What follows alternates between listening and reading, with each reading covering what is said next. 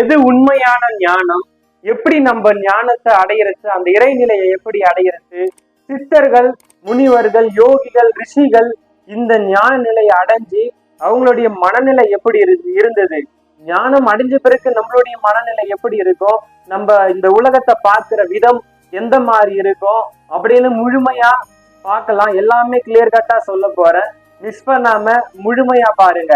முதல்ல இந்த ஞானம்னா என்னன்னா தன்னை அறிதல்.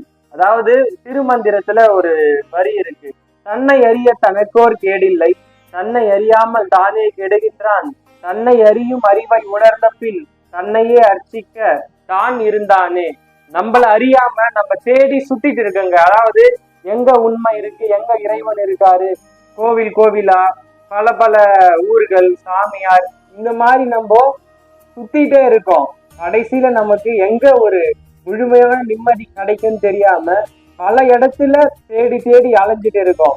இத சித்தர்கள், முனிவர்கள் நமக்கு நீ உக்காந்த இடத்துலயே இறைவனை, நீ இருக்கிற இடத்துல இறைவனை வர வைக்கலாம், உனக்குள்ள இறைவனை உணரலாம், இறைவனை நீ எங்க தேடியும் போக தேவையில்ல, இறைவன் இந்த அண்ட சராசரத்தில் கலந்தவர் அப்படின்னு நிரூபிச்சவர்கள் முனிவர்களும் சித்தர்களும் மகான்களும். இந்த ஒரு முழுமையான ஞானத்தை எப்படி நம்ம அடையலாம் தான் பார்க்க போறோங்க. முதல்ல இங்க இருக்கிறது, நம்ம பார்த்துட்டு இருக்கிற இந்த பிரபஞ்சம், அதாவது ஒரு மாயா சமுத்திரம்னு சொல்லுவாங்க. இது எல்லாம் மாயைன்னு நினைக்காம ஒரு பிரம்மம். நானும் இந்த பிரபஞ்சமும் வேற கிடையாது, நானும் பிரபஞ்சமும் ஒண்ணுதான். இப்போ நம்ம இந்த பிரபஞ்சத்துல 84 லட்சம் ஜீவராசிகள் இருக்கு. இந்த 84 லட்சம் ஜீவராசிகள் நான் வேற, அந்த ஜீவராசிகள் வேற கிடையாது, எல்லாம் ஒன்றுதான். எனக்குள்ள இருக்கிற அந்த பறந்து விரிந்த ஆத்மாதான் இந்த பிரபஞ்சம் எங்கும் நிறைந்து இருக்கிறது. எனக்குள்ளேயும் இந்த ஆன்மாதான் இருக்கு, அந்த ஒரு உயிரினத்துக்குள்ளேயும் அந்த ஆன்மாதான் இருக்கு. இந்த உடல்ன்றது வெறும் சட்டை தான். இது நம்மளுக்கு போயிடுச்சுன்னா, இப்ப நம்ம இந்த உடலை விட்டு நம்ம இறந்து போயிடுறோம். இறந்து போன பிறகு நமக்கு அடுத்த பிறவி என்ன கிடைக்கும்னு நம்மளால சொல்ல முடியுமா? புல்லாகி பூடாகி புழுவாகி மரமாகி பல்விருகமாகி பறவையாய் பாம்பாய் கல்லாய் மனிதராய் பேயாய் கணங்களாய் வல்லசுரராய் முனிவராய் தேவராய் செல்லா நின்ற இத்தாவர சங்கமத்துள் எல்லா பிறப்பும் பிறந்திழைத்தேன் எம்பெருமான். அடுத்த பிறவி நமக்கு என்ன பிறவி கிடைக்குன்னு சொல்ல முடியாது. அதனால இந்த ஸ்தூல தேகத்துக்குள்ள இருக்கும் போதே எது உண்மை எது பொய் அப்படின்னு நம்ம தெரிஞ்சுக்கணும். இங்க நம்ம பல பேர்கிட்ட மிகப்பெரிய ஒரு பிரச்சனை இங்க நமக்கு என்னவா இருக்குன்னா, இந்த பௌதீக விஷயங்கள், ஆசாபாசங்கள், அதாவது குடும்பம், மனைவி, குழந்தைகள், நமக்கு இந்த பூமியில இருக்கிற பலவிதமான ஆசைகள் எல்லாமே. எவ்வளவு ஆசை சொல்லலாம், மண்ணாசை, பெண்ணாசை, பொன்னாசை, பதவி ஆசை, நான்ற ஒரு ஆணவம். இந்த மாதிரி இந்த பூமி, இந்த மாயா சமுத்திரம் நம்மள ஆட்டி படைச்சிட்டு இருக்கு. இதுல இருந்து நம்ம எப்படி இந்த விஷயத்துல இருந்து நம்ம முதல்ல விடுபடணும். அதாவது முழுமையா விடுபட முடியாது, யாராலையும் ஒரே அடியா அப்படியே விட்டு தள்ளிட்டு வர முடியாது. கொஞ்சம் கொஞ்சம் இந்த பூமியில இருக்கிற பற்ற நம்ம குறைச்சிக்கணுங்க. பற்ற நம்ம குறைச்சிக்கும் போது கொஞ்சம் கொஞ்சமா, அதாவது ஒரு அன்பு இருக்கும், பேரன்பு இருக்காது. இந்த மாதிரி நம்ம கொஞ்சம் கொஞ்சமா குறைக்க குறைக்கதான் நம்ம முழுமையான அந்த ஞானத்தை நோக்கி போறோம்.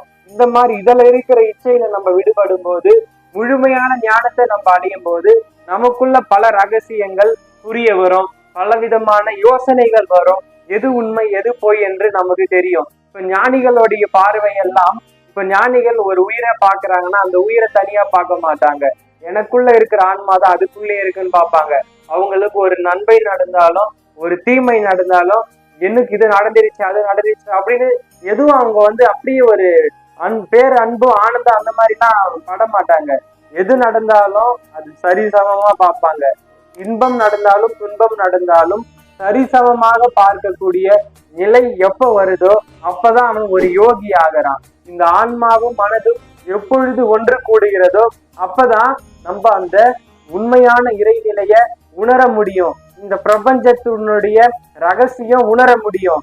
நம்ம வேறு, இந்த பிரபஞ்சம் வேறு கிடையாது அப்படின்னு நான் சொல்லியிருந்தேன். ஏன்னா நமக்குள்ள இருக்கிறது தான் இந்த பிரபஞ்சத்திலையும் இருக்கிறது.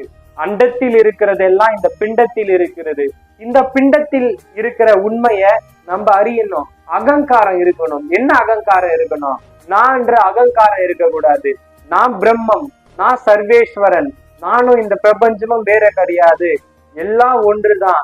இந்த அகங்காரம் எப்பொழுதும் நமக்குள்ள இருந்துகிட்டே இருக்கணும். நான் இங்க மனிதனா பிறந்தது, இங்க வாழ்ற இங்க இருக்கிற பௌதீக இச்சைகளுக்கு அடிமையாக கிடையாது, அதாவது எல்லா ஆசைக்கும் அடிமையாக கிடையாது.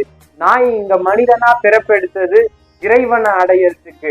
இந்த இறைவனை அடையறதுக்கு தான் நான் இங்க பிறப்பெடுத்திருக்கேன். அதற்காக நம்ம இறைவனை அடையணும்னு சொல்லிட்டு சும்மா உக்காந்துட்டு இருந்தா மட்டும் இறைவனை அடைய முடியாதுங்க.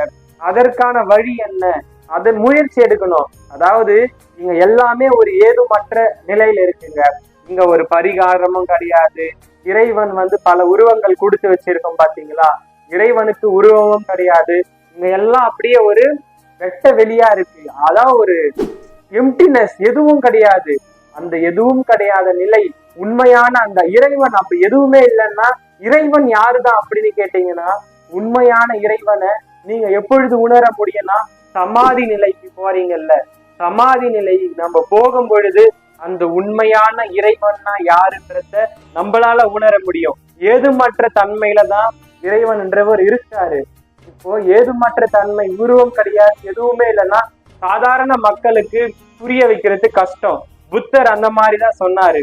ஒரு கட்டத்துல சூன்ய அவஸ்தா அப்படின்னுட்டாரு. சூன்ய அவஸ்தான்னு சொன்ன உடனே அப்ப அவங்களுடைய சீடர்கள் என்ன நினைச்சிட்டாங்கன்னா, அப்ப இறைவன் ஒண்ணு கிடையாது, எதுவுமே இல்லை போல அப்படின்னு நினைச்சிட்டாங்க. அது தப்புங்க. அப்புறமா தான் ஆதிசங்கரர் பலர் இந்த கோவில்களை கட்டி பல விதமான மந்திரங்கள் சமஸ்கிருதத்துல கொடுத்து ஆதிசங்கரர் தான் இந்த பூஜை புனஸ்காரம் கோவில்கள் இதையெல்லாம் உருவாக்குனது. பிறகு என்ன ஆச்சுன்னா, ஒரு சமாதி ஆகும் போது, அதாவது 3 விஷயம் சொல்லி சமாதி அடைகிறார் ஆதிசங்கரர். உருவம் இல்லாத உனக்கு உருவத்தை கொடுத்துட்டேன், வார்த்தையால சொல்ல முடியாத உன்ன ஒரு மந்திரத்துக்குள்ள அடைச்சிட்டேன், எங்கும் நிறைந்த பரபிரம்மம் நீ ஒரு சின்ன கோவிலை கட்டிட்டேன், அதுக்குள்ள நீ இருக்கிறன்னு ஏமாத்திட்டேன். சோ இந்த மாதிரி பல விஷயங்கள் சொல்லி அவர் சமாதி ஆகிறாரு. அதுக்குன்னு கோவில்ல இறைவன் இல்லை அப்படின்னு நான் சொல்ல வரல. எல்லா இடத்திலையும் இறைவன் இருக்காரு, அந்த சிற்பத்துக்குள்ளேயும் இறைவன் இருக்காரு. அதுதான், தூணிலும் கடவுள் இருக்கிறார், துரும்பிலும் கடவுள் இருக்கிறார். இந்த நிலை நமக்கு வரணும். எல்லா இடத்துலயும் இப்போ நம்ம கோவில் போனா மட்டும் இறைவன் நம்மள பார்த்துட்டு இருக்காரு, இறைவன் இறைவன் எதிர்ல நம்ம எதுவும் தப்பா பண்ணக்கூடாது, தப்பா யோசிக்க கூடாது அப்படின்னு நமக்கு அந்த ஒரு எண்ணம் வருது இல்லையா? இது ஏன் நம்ம வெளியே நம்ம அன்றாட வாழ்க்கையில வாழ்றோம் இல்ல, வாழும் பொழுது நம்ம பண்ற நல்லதையும் நம்ம பண்ற கெட்டதையும் ஒவ்வொன்றையும் இறைவன் பார்த்துக்கிட்டே இருக்கிறாரு. அப்படி ஏன் இந்த ஒரு நிலை வர மாட்டேங்குது இல்ல? இதுதான் நம்ம பௌதீகத்துல வாழ்ந்துட்டு இருக்கோம்.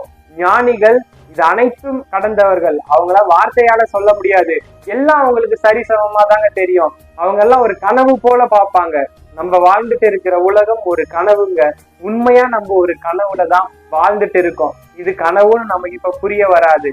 நம்ம ஒரு கட்டத்துல தியானத்துல ஒரு நல்ல ஒரு நிலையை அடைய பொழுது கனவுன்னு நமக்கு புரிய வரும். தூக்கத்துல கனவு வரும்போது ரியலா நடக்கிற மாதிரி இருக்கும். காலையில எழுந்து பார்த்த பிறகுதான் நம்ம கனவு காண்டு இருக்குமா அப்படின்னு தெரியும். அதே மாதிரிதான் இப்போ நம்ம கனவுல வாழ்ந்துட்டு இருக்கோம். இது நம்ம ஒரு கட்டத்துல தியானத்துல ஒரு நல்ல நிலையை அடையும் பொழுது இது அனைத்தும் கனவு அப்படின்னு நமக்கு தோன்றுங்க.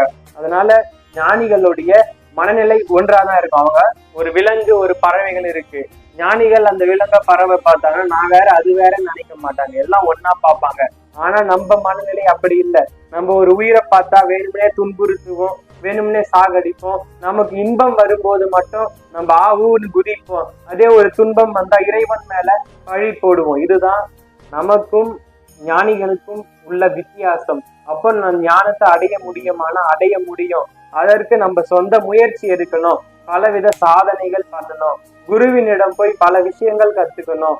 நம்ம நான் ஒரு ஞானத்தை அடையணும், முக்தி அடையணும், இறைவன்னா யாருன்றத உணரணும்னு சொல்லிட்டு இருக்காம அதற்கான முயற்சி எடுக்கும் போதுதான் உண்மையான இறைவன்னா யாருன்னு புரியும். நம்ம இந்த பிரபஞ்சத்தோட கலந்து இனி ஒரு பிறவா பெரும்பேற்றை அடைவதற்கு ஒரு முழு ஞானம் அடைய நம்ம முயற்சியால மட்டும்தாங்க முடியும். இந்த வீடியோ மிகவும் பயனுள்ளதா இருந்திருக்கும். மறக்காம இதே மாதிரி இன்ட்ரெஸ்டிங்கான யூஸ்ஃபுல்லான வீடியோஸ் பார்க்க இப்பவே சப்ஸ்கிரைப் பண்ணிக்கோங்க. இந்த வீடியோ பல பேருக்கும் ஷேர் பண்ணுங்க. இன்னொரு நல்ல வீடியோல பார்ப்போம். Thank you guys.